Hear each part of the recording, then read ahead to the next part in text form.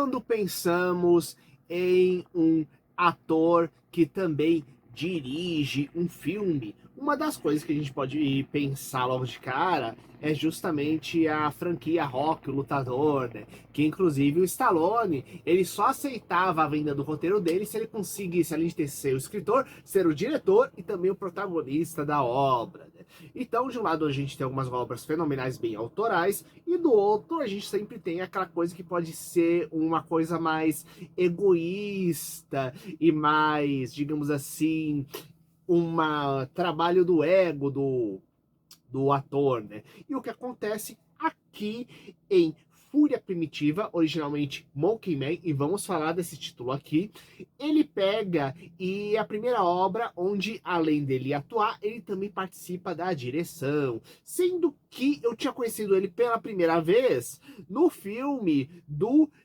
Cavaleiro Verde, né? Que é a obra da A24 que pegava um dos contos das histórias do Rei Arthur e fazendo uma versão mais fábula sombria e que não é tão distante assim do original, né? Onde não tem tanta batalha, né? Mas sim é muito mais uma jornada com um clima tenso que ocorre, discutindo sobre as questões envolvendo honra, sacrifício, coragem, as questões básicas da cavalaria, né?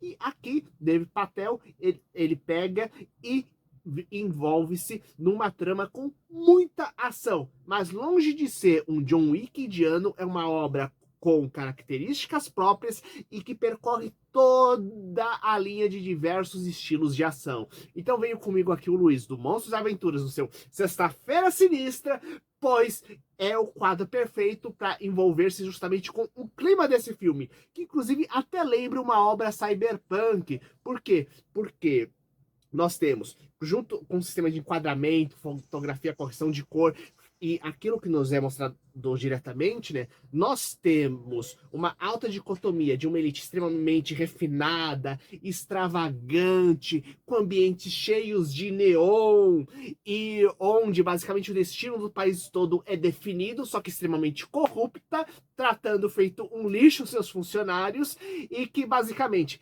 e tem que ter toda a elegância possível esses funcionários quando estão trabalhando lá, porém que mal tem condições básicas de sobrevivência, mal tem uma casa para morar, isso quando tem uma casa, inclusive, dentro da obra, né?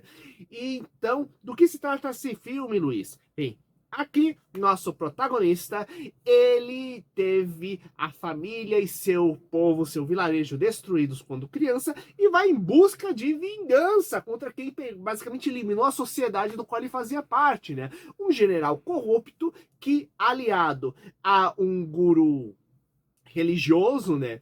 Eles estão juntos crescendo em termos de política e autoridade dentro do país para o desespero de quem pega e vive com baixa renda.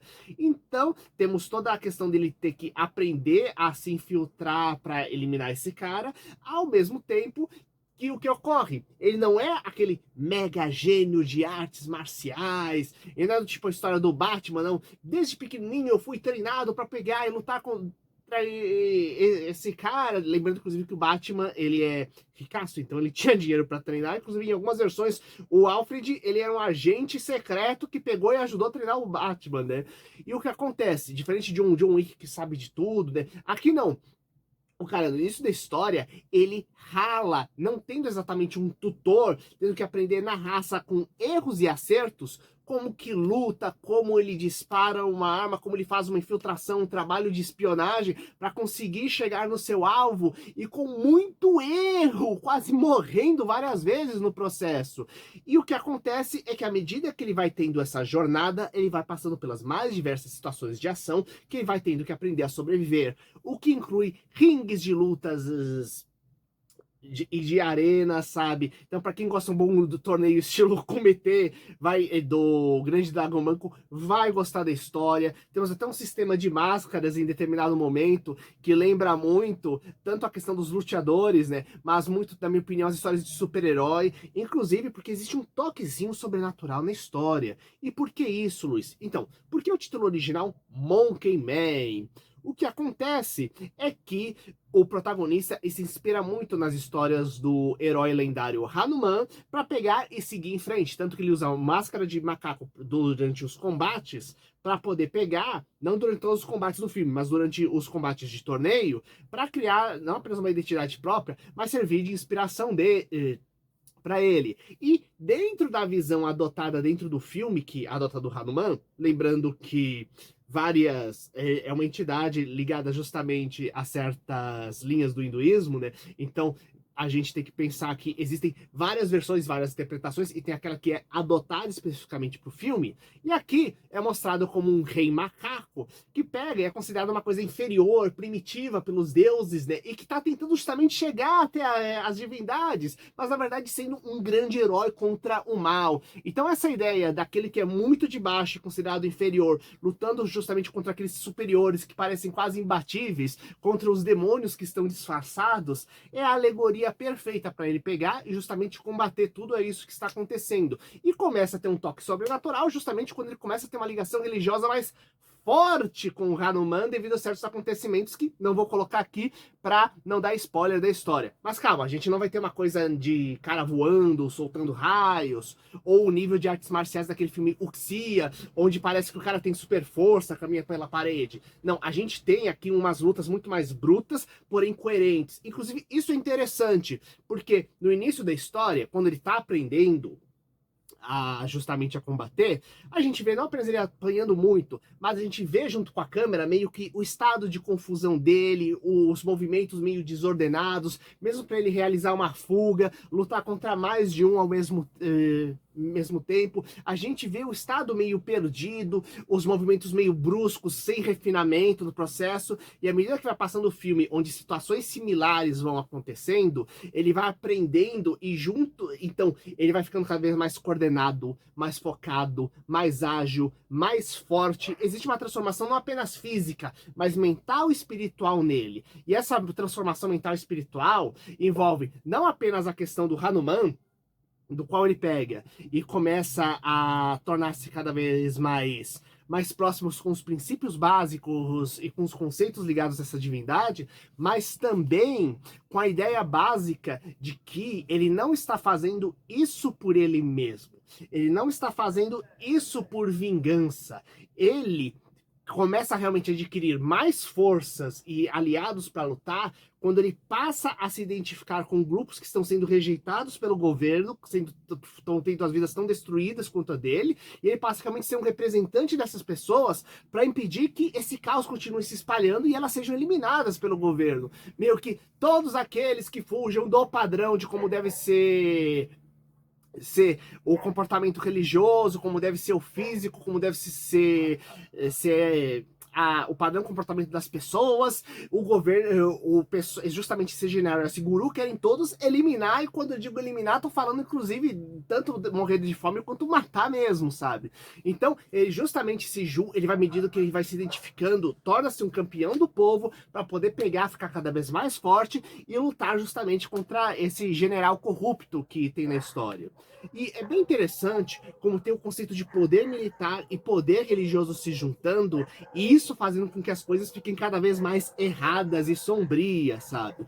Inclusive, eu acho que uma coisa legal que é mostrar que o religioso, não é exatamente um líder religioso, tradicional, etc. Não. Ele fica bem aquele estilo cultos malucos, tipo o do João de Deus que tivemos no Brasil. Meu Deus do céu, aquela coisa. Ou aqueles que tem de vez em quando nos Estados Unidos, que aparece um monte de documentário, né? Onde temos a manipulação das pessoas por um monte de frase que parece motivacional, que parece ser tirado de todo quanto é canto, misturado com conceitos para você anestesiar as pessoas, evitar elas pensem, evitar que elas foquem no problema, para desviar a atenção das pessoas e enfatizar que certas autoridades são enviadas divinas e por isso não podem ser questionadas, e como tudo aquela autoridade que for diferente é enviada diretamente pelas forças das trevas. Então, tudo isso ajuda muito a construir essa dupla de vilões, né? De como eles usam justamente a autoridade que eles já têm dentro do governo para ilegalmente pegar e usar armas e combatentes para atacar a população, enquanto o outro, ele é aquele que articula, que manipula mentalmente, sabe? Tanto dá para você pensar dentro da história até onde esse guru, devido a certas frases que ele solta, determinados pontos, até onde ele seria realmente até um enviado demoníaco, enquanto o outro é justamente meio que o escolhido do Hanuman para travar essa batalha entre o bem e o mal na era atual dentro da história. E eu acho isso bem bacana, porque como eu falei, é um tema atual porque não faltam líderes malucos. Inclusive, uma coisa que fica bem interessante na história é como a ideia de você ter uma sociedade muito abissalmente assim, desenvolvida, você tem justamente um fortalecimento desse tipo de estrutura, né? Afinal, você tem um monte de gente desesperado querendo pegar algum fio de esperança em alguma coisa que aconteça, e ao mesmo tempo, quando você não tem limites ou transparência entre o pessoal que deveria ser as autoridades, quando você tem literalmente gangsters e políticos discutindo lado a lado, até onde você pega e você não facilita também de ter uma aproximação assim indevida com lideranças religiosas para poder pegar e se promover. E essa combinação desses dois fatores faz com que justamente falsos líderes, que eles criam uma estética religiosa só para manipular as pessoas, para conseguir cada vez mais poder e autoridade, vão se construindo. Inclusive, uma coisa bem interessante que aparece dentro da história, né? Que é a ideia de partes desses cultos e templos, na verdade, serem trabalhadores forçados em fábricas. Que uma coisa que realmente acaba sendo mostrado em muitos documentários é que muitos desses grandes cultos, eles acabam se firmando, mesmo fazendo coisas doidas ou muito legais, sabe? Inclusive sequestros de pessoas, por causa que, entre outras barbaridades, justamente porque eles fornecem trabalhadores como o culto funciona como uma empresa que fornece trabalhador por mão de obra extremamente barata. Então, várias indústrias adoram ter esse pessoal trabalhando para eles, né, por baixo preço, né, e vão fazer tudo quanto é lobby, pagar advogado, isso para poder pegar e ajudar e manter esses cultos doidos existindo, justamente para ter justamente essa mão de obra que é extremamente manipulável. Lembrando uma coisa importante, né? Não é simplesmente você se revoltar contra o culto. Se o seu trabalho tá ligado a uma coisa religiosa, revoltar-se contra a sua liderança do trabalho é revoltar-se contra a própria divindade, contra você tirar a bênção divina, contra enviar demônios, coisas que pode permitir até demônios te atacar, né? Então, com isso, vocês entendem a questão intensa desse trabalho mental. E do outro lado, nosso protagonista, que é um lutador, e eu gosto muito do conceito que ele vai crescendo e evoluindo, porque a gente tem um problema que muito filme ocidental, a gente tem, na verdade, não problemas, estilos, né? E uma coisa que é comum em filmes de ação aqui do Ocidente, principalmente os norte-americanos, se a gente pensar muito quando começou aquela onda de filmes de ninjas ocidentais ou mesmo quando a gente pega coisas como Stallone Cobra, por exemplo, né? Tem muito essa questão de você ter o mega agente que é especialista em tudo, que passou o diabo, e agora a história que você tá vendo é ele, que você vai conhecer um pouco da história dele, enquanto ele pega e massacra usando suas grandes capacidades de habilidades com armas de fogo, armas brancas ou somente os punhos, para pegar e lutar contra alguma injustiça, coisa do tipo, né?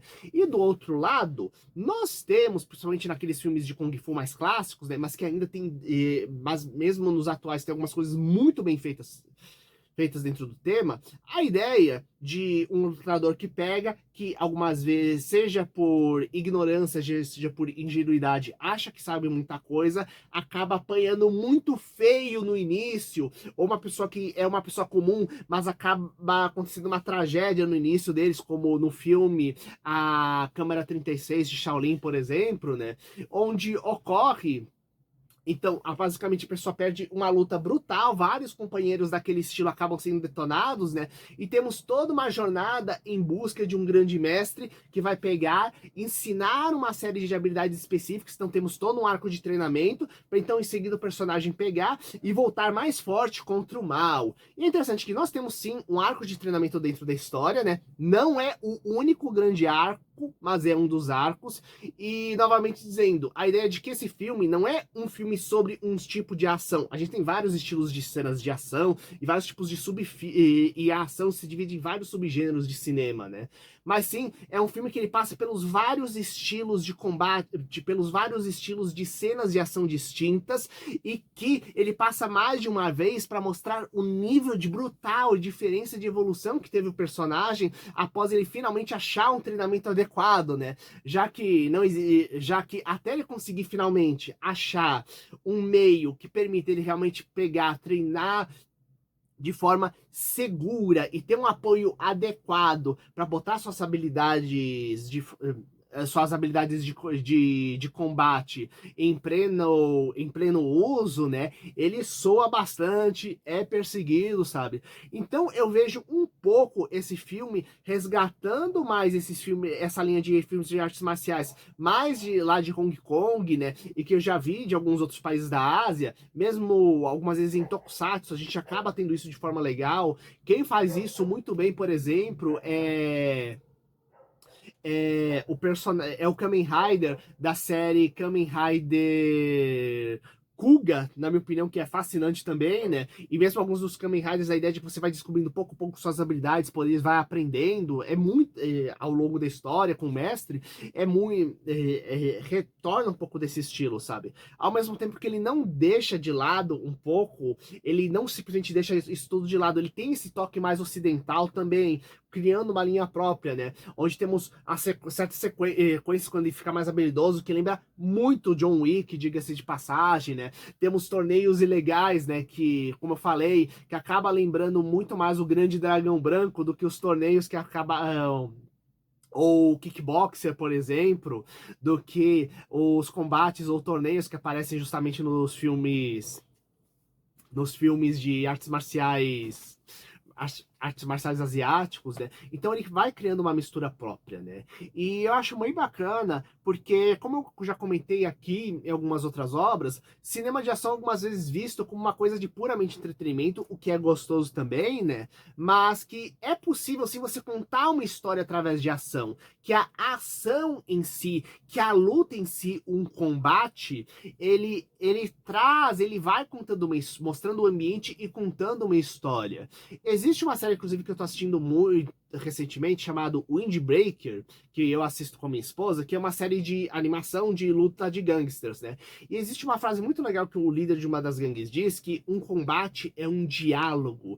E isso, na minha opinião, não é apenas da questão do anime, né? De como trocas de experiências, ideias e quem tá certo ou tá errado em um assunto é disputado na porrada, mas também na própria estrutura de como você conta uma ideia, uma história de ação, né? Como um próprio anime deve contar a história, né? Mas, na minha opinião, funciona com outras obras, né? Onde quando você tem dois ou mais personagens lutando, você tem gente com conceitos diferentes, ideias diferentes, estilos de vida diferentes, que estão se refletindo naquelas habilidades de combate, e quando elas pegam e entram em conflito entre si, na verdade é um conflito de ideias, de estilo, de modos de ver a questão de sobrevivência e da ideia de você as lutas mais metafóricas que você tem, justamente explanadas dentro justamente daquele combate. Então, como eu disse, é muito legal ver a evolução daquela coisa mais desordenada, imatura e crua, com aquela coisa cada vez mais ágil, focada, habilidosa e associada justamente à questão de defender aqueles que você ama e não simplesmente do tipo. E quando falo defender aqueles que você ama, é também desenvolver o amor por todos aqueles que te ajudam e que necessitam de amor naquele momento, porque foram excluídos da sociedade de uma forma totalmente injusta, sabe? O que é extremamente bacana. Entrar em mais detalhes seria pegar e dar spoilers nesse filme, mas na minha opinião, eu quero que vocês reflitam exatamente como um combate, uma luta, ela pega e conta uma história e como você pode pegar e justamente personagens que vão usar o personagem do conceito de modelos, arquétipos, de lendas, histórias, religiões, eles pegam e justamente se refletem justamente nessa questão de como você luta e combate, e tanto na vida quanto com os obstáculos que pegam e aparecem no meio. Coloque aqui nos comentários o que você achou, compartilhe com seus amigos e até o próximo vídeo. Falou!